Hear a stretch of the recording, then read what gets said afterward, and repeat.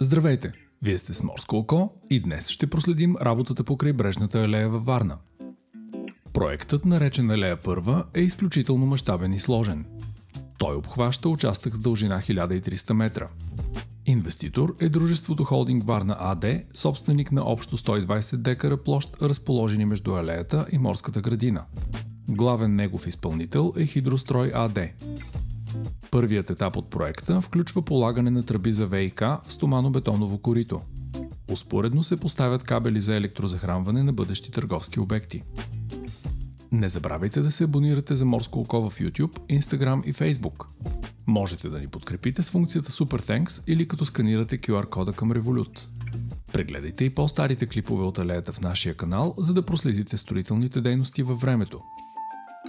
Западната част от трасето бе изградена преди летния сезон на 2025 година.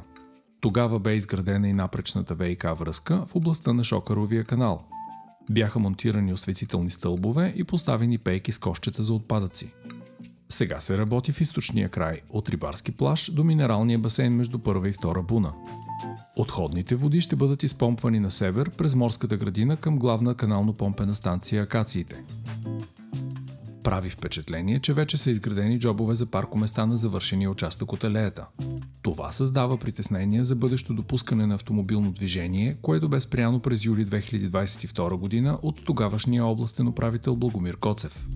Той се позова на решение на Областната комисия по безопасност на движението и на становище на Министерството на регионалното развитие, че дамбата, върху която е изградена алеята, е брегоукрепително съоръжение и не покрива законовите стандарти за автомобилен път.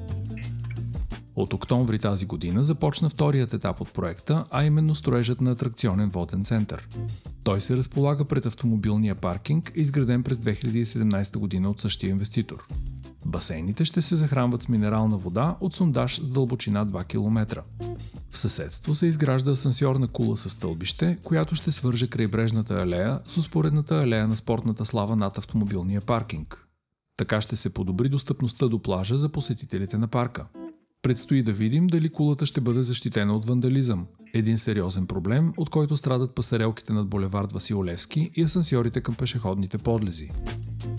Предвижда се и строителството на конгресен център, база за водни спортове, център за хидроложки експозиции и информационен център. Всички сгради ще бъдат двуетажни и със сходен дизайн. Надяваме се този клип да е бил полезен. Следете Морско око за редовни клипове от крайбрежната алея, както и на текущите пътни ремонти и големите строителни обекти. Успешен ден и до скоро!